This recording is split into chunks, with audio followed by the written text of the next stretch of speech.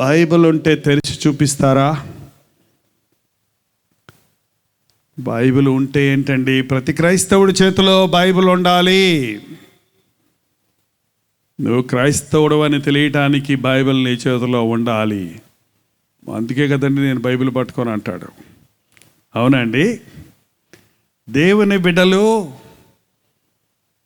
యేసు ప్రభు నామాన్ని ఒప్పుకోవడానికి సిగ్గుపడకూడదు. మీరు నా నామమును ఒప్పుకుంటూ సిగ్గుపడితే నేను మిమ్మల్ని తండ్రి ముందు ఒప్పుకోవడానికి సిగ్గుపడతానన్నాడు ప్రభు. చాలామంది దగ్గర బైబిళ్ళు ఉన్నాయి. కొంతమంది బైబిల్ ఇంట్లో వదిలిపెట్టి ఎత్తలేకపోతున్నారు పాపం. చేతులకు నరాల బలహీనత ఏమో. ఏమండి? ఓకే, ఎత్తండి. మీ నరాల బలహీనత ఇప్పుడే వెళ్ళిపోద్ది నుంచి. ఎన్ని మోసామో కదా ఈ చేతులతోటి.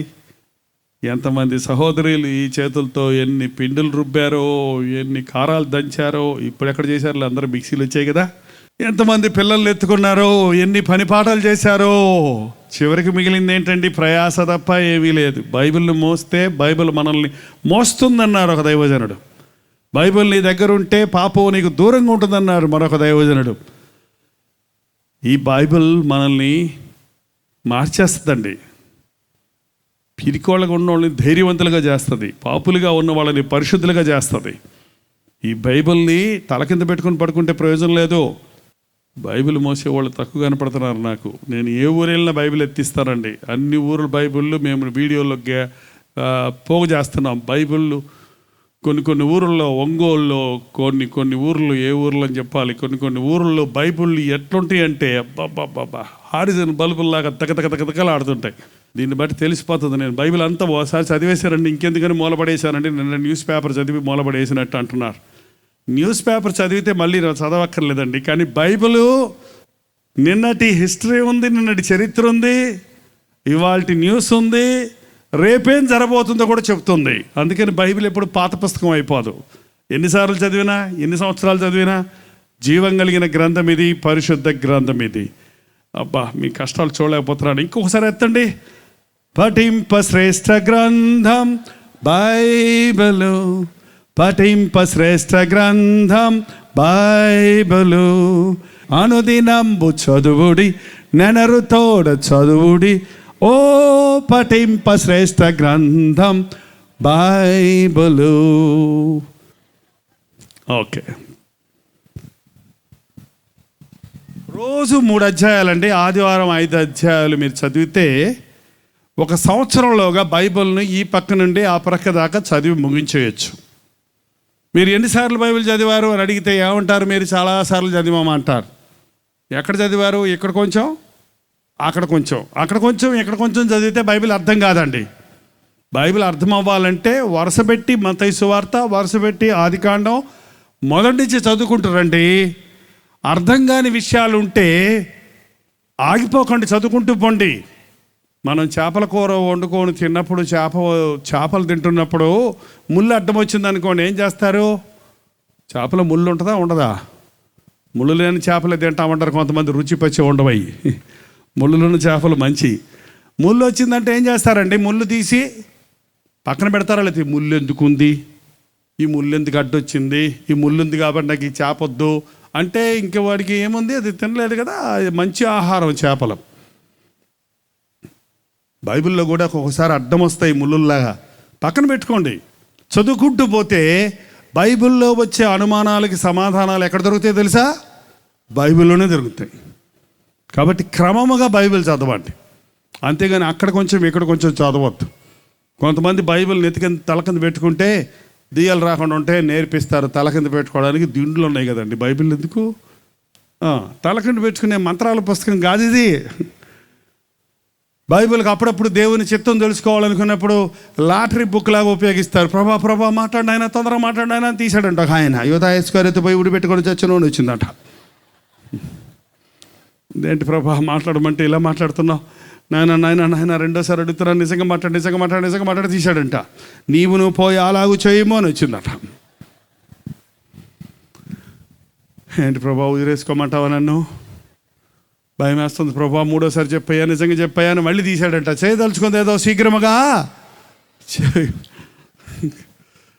బైబిల్ని ఎప్పుడు లాటరీ బుక్లా వాడకండి. బైబిల్ సైతానికి కూడా తెలుసండి. యేసు ప్రభు దగ్గరికి వెళ్ళి బైబిల్ వచనాలు కోట్ చేసి వచనాలు ఎత్తి చూపించి దూకు, దేవదూతలు రాయి తగలకుండా నేను పట్టుకుంటాయన్నారు కదా, దూకు అని ప్రేరేపించింది. బైబిల్ని పూర్తిగా చదవాలి. ఒక మాట అక్కడ ఒక మాట ఇక్కడ చదివి బైబిల్ని బోధిస్తున్నారు ఈ రోజున చాలామంది బోధకులు. ఈ టీవీలు వచ్చాక అందరు బోధకులే. ఆ బోధకుడు అసలు ఒకసారి బైబిల్ చదివారని వీళ్ళు అడగాలి. మనం అడిగితే అసలు ఏం తెలుసు ఆయనకి? ఎప్పుడన్నా థియలాజికల్ చదివాడా? బైబిల్ కాలేజీకి వెళ్ళాడా? పోనీ బైబిల్ మోకాళ్ళ మీద చదివాడా? మొత్తం చదివి సారాన్ని గ్రహించాడా? అంటే ఏదో ఒక అంశం, ఒక పరిశుద్ధాత్మ అంటాడు, ఒక దెయ్యం అంటారు, ఒక అద్భుత కార్యం అంటాడు, ఒక ఆశ్చర్యకారం అంటారే కానీ క్షుణ్ణంగా దేవుని మనస్సు అర్థం చేసుకోవాలంటే, దేవుని ప్రణాళికను ఎరగాలంటే, దేవుని చిత్తాన్ని తెలుసుకోవాలంటే, దేవుని ఉద్దేశాన్ని కనుగొనాలంటే బైబిల్ బాగా చదవాలి. బైబిల్ చదివేవాడు భద్రంగా ఉంటాడు, తన హృదయాన్ని భద్రంగా కాపాడుకుంటాడు. లోకమంతా తిరగబడినా తను మాత్రం దేవుని మీద విశ్వాసంతో నిలబడగలుగుతాడు. కాబట్టి బైబిల్ చదవండి, మళ్ళీ చదవండి, మళ్ళీ చదవండి. జార్జ్ ముల్లర్ అనే భక్తుడు 200 సార్లు చదివాడంట బైబిల్. 201సారి చదువుతున్నప్పుడు ఒకరు వెళ్ళి అడిగారంట, అయ్యా ఇన్నిసార్లు చదివారే బైబిల్ మీరు, మీ బైబిల్ పరిజ్ఞానం ఎంత, మీరు ఎంత సారాన్ని గ్రహించారు అని అడిగితే ఆయన అన్నాడట, నేను 201సారి చదువుతున్నానయ్యా, నేను బైబిల్ చదువుతుంటే బైబిల్ ముందు నేను ఎల్కేజీ స్టూడెంట్ లాగా ఉన్నాను అన్నాడంట. ఏంటండి 201సారి చదివాను ఎల్కేజీ స్టూడెంట్ అయితే నువ్వు నేను ఏ స్టూడెంటు పాలు తగ్గ పిల్లలమా? ఏడో నాకు బైబిల్ తెలుసు అంటారు, ఒక్కసారి కూడా పూర్తిగా చదవకుండా, లేకపోతే ఒకసారి ఏదో చదవాలని పోటీ కోసం గడగడ సారాన్ని పట్టుకోకుండా చదివేసి నాకు అంతా తెలుసు అంటారు. కాదు, బైబిల్ మోకాళ్ళ మీద చదవాలి. 43 సంవత్సరాల నుంచి చదువుతున్నాను బైబిల్ని. ఇంకా బోల్డ్ విషయాలు నాకు అర్థం కానీ ఉన్నాయి. ఒక్కొక్క ప్రసంగం, ఒక్కొక్క అంశం ఎన్నోసార్లు చేశాను.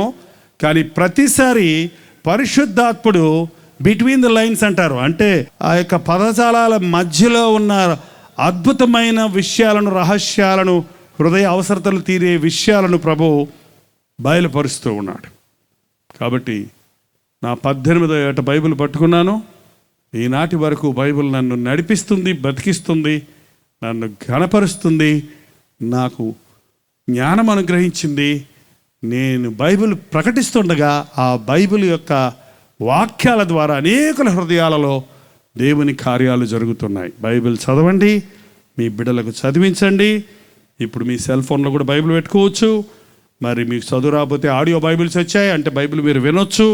మీరు వంట చేసుకునేటప్పుడు, ఇంట్లో ఉన్నప్పుడు, ప్రయాణాలు చేస్తున్నప్పుడు మీరు బైబిల్ని వినొచ్చు, చదవచ్చు, ధ్యానించవచ్చు. సంఖ్యాకాండం 21వ అధ్యాయం ఉందా? ఏంటంటే అలాగ అడుగుతారు, ఎందుకు ఉంటుందండి అంటారా? ఒక ఆమె బైబిల్ చదవమని మాటలు విని చదవటం మొదలుపెట్టిందంట. ఏ అధ్యాయం చదువుతున్నా హృదయంలో గుచ్చుకుంటుందంట ఆమెకి.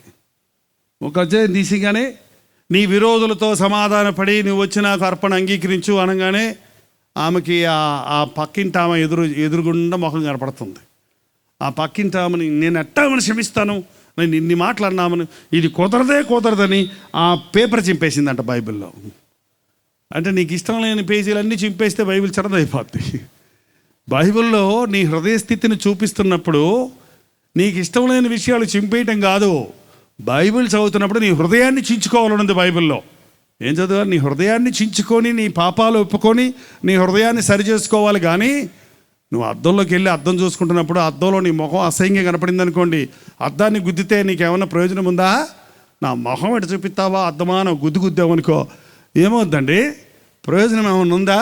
లేకపోతే అద్దం చూసుకొని నీ ముఖంలో ఉన్న మషో మరకో సరి చేసుకుంటాము మేలా.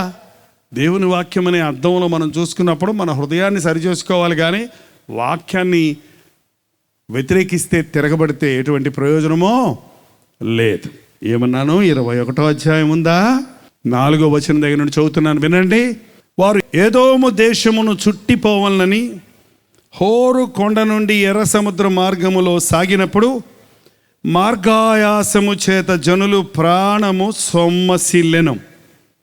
కాగా ప్రజలు దేవునికిని మోషేకును విరోధముగా మాట్లాడి, ఈ అరణ్యములో చచ్చుటకు ఐగుప్తులో నుండి మీరు మమ్మల్ని ఎందుకు రప్పించితిరి? ఇక్కడ ఆహారము లేదు, నీళ్లు లేవు, చవిసారము లేని ఈ అన్నము మాకు అసహ్యమైనదనిది. ఏంటంట? ఇశ్రాయేలీయులు దేవుని చేత ఏర్పరచబడిన జనం. దేవుడు తన ఆకారంలో తన స్వరూపంలో మనల్ని చేసుకున్నాడు. మన ఆది పితరుడైన ఆదాము హవ్వలు ఆజ్ఞాతిక్రమం అనే పాపము చేసినప్పుడు మీరు ఈ పండు తినుదనమని నిశ్చయముగా చచ్చెదరు అన్న మాట అక్షరాల నెరవేరినట్లుగా వారు ఆధ్యాత్మికంగా చచ్చారు. వారిని ఏదేను తోటలో నుండి దేవుడు వెళ్ళగొట్టి వారి పాపానికి ప్రాయశ్చిత్తం ఏం చేయాలా అని ఆలోచించి తన అనాది సంకల్పము చొప్పున యుక్త కాలంలో యేసుక్రీస్తు ఈ లోకంలోనికి వచ్చి పాపాలకు పరిహారం చేశాడు. కానీ పాత నిబంధనలో ఉన్న భక్తులకి ఈ సిలువ సువార్త, సిలువ ప్రభావం వారికి తెలియదు. కాబట్టి వారు అంతకంతకీ చెడిపోతూ తమ్ము తాము నాశనం చేసుకుంటూ నోవహు దినాలు వచ్చేటప్పటికి భూలోకమంతా చెడిపోయింది. సర్వ శరీరులు బలాత్కారంతో నిండిపోయారు. గబ్బు కొట్టించేశారు భూలోకాన్ని. దేవుడు తొంగి చూసి ఎందుకురా ఈ మనుషులను నేను చేశాను అని భూమిని నాశనం చేస్తానని అనుకున్నాడు. కానీ ఆయన సారూప్యంలో చేయబడిన నరజాతిని ఎలాగైనా ఆయన చేసిన అద్భుతమైన సృష్టిని కాపాడాలని యథార్థపరుడు ఒక్కడైనా ఉంటాడా అని తొంగి చూసినప్పుడు ఒకడు దొరికాడు. ఎవరండి ఆయన? నోవహు. అతని ద్వారా మరలా నూతన సృష్టి ప్రారంభమైంది. ఆ విషయాలని ఇప్పుడు నేను చెప్పడం లేదు. మళ్ళీ దేవుడు క్రొత్తగా ఉన్న వాళ్ళు దేవునికి ఇష్టలుగా బ్రతుకుతారంటే మళ్ళీ కొంతకాలం వచ్చేటప్పటికి వాళ్ళు కూడా చెడిపోయారు. అప్పుడు దేవుడు వీరిలో నుండి ఒకరిని తీసి నా కొరకు ప్రత్యేకించుకుంటానని చెప్పి అబ్రాహామును చూసి అబ్రహాముగా ఆశీర్వదించి అతని జనాంగాన్ని ఇశ్రాయేలు జనాంగంగా, దేవుని బిడలగా, పరిశుద్ధులుగా, ప్రత్యేకమైన వారిగా, లోకంలో ఉన్న వారి కంటే వ్యత్యాసమైన వ్యక్తులుగా, వింతైన ప్రజలుగా ఉండాలని దేవుడు కోరుకొని ఇశ్రాయేలు జనాంగాన్ని దేవుడు ఎంతగానో ఆశీర్వదించాడు. వారికి ఆశీర్వాదాలు ఎక్కువైపోయినప్పుడు వారు ఐగుప్తులో దేవుణ్ణి మర్చిపోయారు. ఐగుప్తీయులకు బానిసలైపోయారు. వారు బానిసలైపోయి వాళ్ళు కష్టాలలో, శ్రమల్లో మూలిగినప్పుడు, నిట్టూర్పులు విడిచినప్పుడు దేవుడు మరలా వారిని కనికరించి మోషేను లేపి వారిని ఐగుప్తులో నుండి బయటికి రప్పించాడు. ఐగుప్తులో నుండి ఇశ్రాయేలీయులు బయటికి రావడానికి దేవుడు ఎన్నో అద్భుత కార్యాలు చేశాడు. అద్భుత కార్యాలు చేసి బానిసత్వపు బ్రతుకు నుండి ఇశ్రాయేలు జనాంగాన్ని విడిపించి ఆయనే నాయకుడిగా ఉండి నడిపిస్తూ మోషే ద్వారా అద్భుతమైన కార్యాలను నెరవేరుస్తూ ఎర్ర సముద్రాన్ని 2 పాయలుగా చేసి ఆరిన నేలను నడిపించాడు. ఇలాగ ఎన్నో అద్భుతాలు చేస్తూ అరణ్య మార్గంలో నడిపిస్తూ ఉన్నాడు. ఎక్కడికి తీసుకెళ్తున్నాడు వాళ్ళని? కానాను దేశానికి, పాలు తేనెలు ప్రవహించే దేశానికి, దేవుడు ఇచ్చే వాగ్దాన భూమికి వారిని నడిపిస్తూ తీసుకుని వెళ్తున్నాడు. ఆ మార్గంలో వారికి రకరకాల శోధనలు, రకరకాల పోరాటాలు, రకరకాల విధాలుగా సాతాను వారిని వెనక్కి లాగడానికి ప్రయత్నించాడు. ఈ రోజున ఆ ఇశ్రాయేలు జనాంగం ఎవరో తెలుసండి? మనమే. మీలో ఎంతమంది యేసుక్రీస్తుని మీ రక్షకుడిగా అంగీకరించారో చెయ్యి చూపించండి. హల్లెలూయా అంటే అందరూ అనేస్తారు, ఎవరో తెలియదు. అందరూ ఇంచుమించు. ఓకే, నేను రివర్స్లో అడిగితే వాళ్ళు హెజిటేట్ చేస్తారు. మీరందరూ యేసుప్రభుని ఎరిగిన వాళ్ళు అంటే మీరందరూ ఎవరన్నమాట? ఎవరండి? ఆధ్యాత్మిక ఇశ్రాయేలు. దేవుడు ఏర్పరచుకున్న వారిమి, దేవుని చేత ప్రేమించబడిన వారిమి, పితృపారంపర్యమైన వ్యర్థ ప్రవర్తన విడిచిపెట్టి సజీవుడైన క్రీస్తును ఆరాధించే ప్రజలం. అవునా? ఎవరు మీరు? క్రైస్తవులు అండి. ఎందుకంత నీరసం? ఎందుకంత మొహమాటం? ఎందుకంత సిగ్గు, ఎందుకంత భయం? ఎవరు మీరు? మీ పక్కన వాళ్ళు అడగండి ఎవరు మీరని. చెప్పండి, రెండో వాళ్ళు సమాధానం చెప్పండి. ఏబే చెప్పండి, ఎవరు మీరు అంటే? అబ్బో పర్వాలా, ఓకే, ఒప్పుకున్నారు కదా అందరూ. మనం ఎక్కడున్నాం ఇప్పుడు? ఎక్కడికి వెళ్ళాలి మనం? ఏ కానాను? పరమ కానానికి ప్రయాణంలో ఉన్నాం మనం. పరలోక రాజ్యానికి వెళ్ళబోతున్నాం, అవునా కాదా?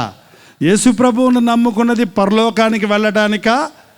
బాగా ఆశీర్వాదాలు, అభివృద్ధి, ఈ లోకంలో సుఖంగా బ్రతికి ఇంటి మీద ఇల్లు కట్టుకొని, స్థలం పక్కన స్థలం కొనుక్కొని, ఏమంటే హాయిగా మడత కుర్చీలో పడుకొని, ప్రాణమా తినుము తాగుము, అనేక సంవత్సరములకు నీ కొరకు సిద్ధపరిచి ఉన్నాము అని పాట పాడుకోవడానికా? నిజమేనా? ఎక్కడికి పోవడానికి మనం యేసు ప్రభువుని నమ్ముకున్నాం? పోయాము. మరి నమ్ముకున్నట్టే పోతే బాగుండేది కదా. ఇంకా శోధనలు ఉండవు, ఇంకా సమస్యలు ఉండవు. యేసు ప్రభువు నమ్ముకున్నట్టే ఏసయ్యా డబక్కని వెళ్ళిపోయి పరలోకంలో వెళ్ళిపోతే హాయిగా ఉంటుంది కదా. మళ్ళీ ఈ భూలోకంలో ఏంద్రనైనా మళ్ళీ పడిపోతానేమోనండి, జారిపోతానేమోనండి, తప్పిపోతున్నాను, జారిపోతున్నాను, వెనకబడిపోతున్నాను అని చాలామంది చెప్తున్నారు. కానీ ఈ లోకంలో నువ్వు నేను యేసు ప్రభువు నమ్ముకున్న తర్వాత ఆయన సాక్షులుగా బ్రతకాలి. అదే సమయంలో మనం పరమ కానానుకు ప్రయాణంలో ఉన్నాం. అందుకనే మనం ఈ లోకంలో జీవిస్తూ ఉన్నప్పుడు పరలోకం మీద మనం గురి పెట్టుకోవాలి. యేసు వైపు చూచుచు మనం ముందున్న పందెములో ఓపికతో పరిగెత్తాలి. మరి ఈ పరమ కానానికి వెళ్ళే ప్రయాణంలో శోధనలు ఉంటాయి, పోరాటాలు ఉంటాయి, కష్టాలు ఉంటాయి, కన్నీరు ఉంటుంది, పర్వతాలు అడ్డొస్తాయి, ముళ్ళకంపల్లో నుంచి నడవాల్సి వస్తుంది, నడి సముద్రంలో నడవాల్సి వస్తుంది, కాటు వేసే విష సర్పాలు ఉంటాయి, సింహాలు ఉంటాయి. వీటన్నిటినీ జయించుకుంటూ యేసు వైపు గురిపెట్టుకొని పరమ కానాను చేరాలి. ఇశ్రాయేలీయులు విడిపించబడ్డారు ఐగుప్తు నుండి, ఎర్ర సముద్రం దాటి బయటపడ్డారు. కానీ వారు నడుస్తున్నప్పుడు అనుక్షణం వారికి శోధనలు, పోరాటములు కలుగుతూ ఉన్నాయి. ఎవరైనా క్రైస్తవ జీవితం జారుడు బండ మీద కూర్చుంటున్నట్టు ఉంటుంది అనుకుంటే వాడు అవివేకండి. జారుడు బండ తెలుసా అండి? పిల్లలు ఆడుకుంటారు కదా, పైకెక్కి అక్కడ కూర్చుంటే ఏమవుతుంది చెప్పండి? జర్రం జారిపోతారు. అలాగే యేసయ్యను వెంబడించడం జారుడు బండ మీద కూర్చోవటం కాదు, హాయిగా పల్లకీలు మోత కాదు. యేసు ప్రభువుని వెంబడించడం అంటే అంత బాగా ఉంటుంది. ఏ కష్టాలు ఉండవు, ఏ బాధలు ఉండవు, ఏ నిందలు ఉండవు, ఏ శ్రమలు ఉండవు, ఏ వ్యాధి రానే రాదు మీకు అసలే అని చెప్పే పాస్టర్ గారులు ఎక్కువైపోయారు. కానీ బైబిల్ అది చెప్పటం లేదు. మనం అనేక శ్రమలను అనుభవించి దేవుని రాజ్యము చేరవలసి ఉన్నది. కానీ అనేక మంది విశ్వాసులు దారిలో జారిపోతున్నారు. చిన్న కష్టం రాగానే, చిన్న శోధన రాగానే, చిన్న బాధ రాగానే ఆగిపోతున్నారు విశ్వాస జీవితంలో. యేసుతో నడుస్తున్నప్పుడు అద్భుతమైన అనుభవాలు ఉన్నాయి, ఆనందకరమైన సన్నివేశాలు ఉన్నాయి, అద్భుతమైనటువంటి కార్యాలు మన జీవితాల్లో చూస్తాం, అనుభవిస్తాం. కానీ కష్టం వచ్చిన వెంటనే దేవుడు చేసిన మేలులో మర్చిపోతూ ఉంటాం. ఈ ఇశ్రాయేలు జనాంగం, ఆనాటి ఆ ఇశ్రాయేలు జనాంగం విషయాలను మనకు రాసి పెట్టాడంట. ఈనాడు మనం వారిని చూసి నేర్చుకొని హెచ్చరిక పొందడానికి, మనం పడిపోకుండా జాగ్రత్తగా చూసుకోవడానికి దయచేసి తలలు వంచండి, ప్రార్థన చేసుకుందాం. ఇంతసేపు మీరు దేవుని వాక్యం విన్నారు. ఇప్పుడే పరిశుద్ధాత్ముడు నీ హృదయాన్ని స్పందించడానికి ఆశ కలిగి ఉన్నాడు. కష్టం వచ్చిందని సణుగుతున్నావు, గొడుగుతున్నావు, ఏడుస్తున్నావు. కానీ నీ కష్టానికి కారణం నీ పాపమేనని, నీ శోధనకు కారణం నీవు సాతానుకు చోటిచ్చినందునేనని గ్రహించుకుంటున్నావా? భయంకరమైన ఈ పాప లోకంలో ప్రభు బిడ్డగా నీవు బ్రతకాలంటే పోరాడాలి, మంచి పోరాటము పోరాడాలి. యేసు వైపు చూచుచు ఆయనిచ్చు శక్తిని పుంజుకొని నీ హృదయాన్ని పవిత్రంగా కాపాడుకోవాలి. ప్రతి ఒక్కరు నోరు తెరిచి ఒక చిన్న ప్రార్థన చేద్దాం. నిజంగానే నేను పరలోకం వస్తానా ప్రభువా? నా హృదయం ఎలాగుందో నాకు ఒకసారి చూపించయ్యా. నా దేవా, నన్ను పరిశోధించు, నన్ను పరీక్షించు, నీకు ఆయాసకరమైన మార్గము నా యందుందేమో చూడు అని ఒక చిన్న ప్రార్థన చేయండి. దేవుని వెలుగు నీ మీద ప్రకాశింపబడుతుంది. ప్రార్థన. పరిశుద్ధుడా, ప్రేమగల తండ్రి, ఒక్కసారి ఈ సమూహాన్ని చూడు నాయనా. నీ బిడ్డలను చూడేసయ్యా. ఎవరు నీకు దూరం అయ్యారో, ఎవరు నిన్ను దూషించారో, ఎవరు నీ మీద సణుగుతున్నారో, ఎవరు వారి పడుతున్న ప్రయాసను కష్టములను ఓర్చుకోలేక సనుగుడు గొడుగుకు చోటిచ్చి సాతానుకు బంధితులయ్యారో, అట్టి వారిని నజరేయుడైన యేసు క్రీస్తు నామములో విడుదల చేయించున్నాము తండ్రి. విడుదల చేయించున్నాము నాయన. సాతాను మాట విని మోసపోయి నష్టాలు పాలైన ప్రతి ఒక్కరిని నజరేయుడైన యేసు క్రీస్తు నామములో విడుదల చేయించున్నాము తండ్రి. యేసు ప్రభు బిడ్డనంటూనే మద్యానికి బానిసగా ఉన్నవారు, ధూమపానానికి బానిసగా ఉన్నవారు, మద్యపానానికి బానిసగా ఉన్నవారిని ఈ రాత్రి నజరేయుడైన యేసుక్రీస్తు నామములో విడుదల చేయించున్నాము నాయన. నూతన హృదయము, నూతన స్వభావము వారికి దయచేయము తండ్రి. నీతో నడవటమే మాకు భాగ్యమయ్యా. ఆ పరమ కానాను చేరే వరకు, ఆ నిత్య రాజ్యములో నీతో పాటు సింహాసనం మీద కూర్చోవాలనే ఆశ తప్ప, గురి తప్ప మరి ఒకటి లేకుండా మాకు సహాయం చేయి తండ్రి. యేసు క్రీస్తు నామములో అడుగుచున్నాము తండ్రి. మన తండ్రి అయిన దేవుని యొక్క ప్రేమయు, కుమారుడైన క్రీస్తు యొక్క కృపయు, ఆదరణకర్త అయిన పరిశుద్ధాత్మ యొక్క సహవాసమును కూడి వచ్చిన మనందరికీ ఇప్పుడును సదాకాలమును తోడయుండును గాక. ఆమేన్, ఆమేన్, ఆమేన్. హల్లెలూయా. బెంగళూరు పరిసర ప్రాంతాల్లో ఉన్న వారికి శుభవార్త.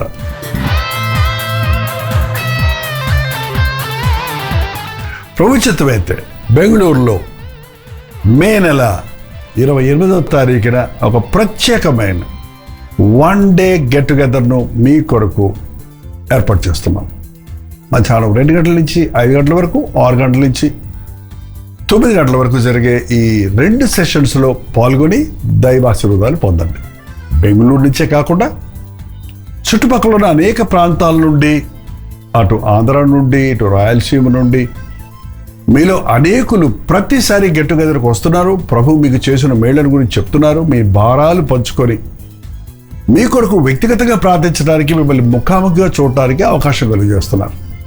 సోషల్ మీడియా ద్వారా, టెలివిజన్ ద్వారా వాక్యం మీద మేలు పొందుతున్న మిమ్మల్ని ముఖాముఖిగా చూడాలని, ఆధ్యాత్మికంగా బలపరచాలని బెంగళూరు వస్తున్నాం. ఈ 1 డే గెట్ టుగెదర్ దేవుని సన్నిధిలో మనం గడుపునట్లుగా, దేవుని ఆత్మ కార్యాలు చూచినట్లుగా, ఆయన సందేశాన్ని విని ఆనందించినట్లుగా రండి, పాల్గొనండి. మరి ముఖ్యంగా ప్రార్థించండి. మీ స్నేహితులకి, బంధువులకి అందరికి కూడా తెలియచేయండి. ఈసారి చిరునామా మారింది, గమనించండి. Jesus calls prayer tower, Netaji road, Frazer town, near cantonment railway station, Bengaluru. ఇంకా ఈ విషయమై వివరాలు కావాలంటే క్యూఆర్ కోడ్ స్కాన్ చేసుకోండి, లేక 8939393939 నెంబర్కి మీరు కాల్ చేయండి. తప్పకొస్తారు కదా. మీ స్నేహితుల్ని, బంధువుల్ని అందరినీ పిలుచుకోండి. మీ కొరకు ప్రత్యేకంగా ప్రార్థన చేయడానికి, దేవుని వాక్యంతో మిమ్మల్ని బలపరచుటకు మేము ఆశిస్తున్నాం. రండి, పాల్గొనండి, దైవాశీర్వాదాలు పొందండి.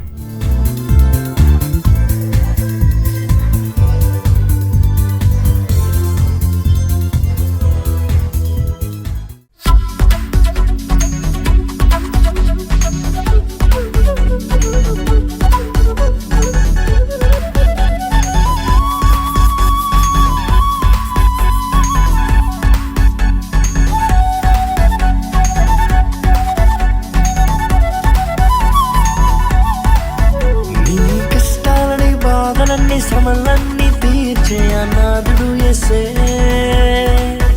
నీ కష్టాలని, బాధలన్నీ, శ్రమలన్నీ తీర్చే అనాథుడు యేసే.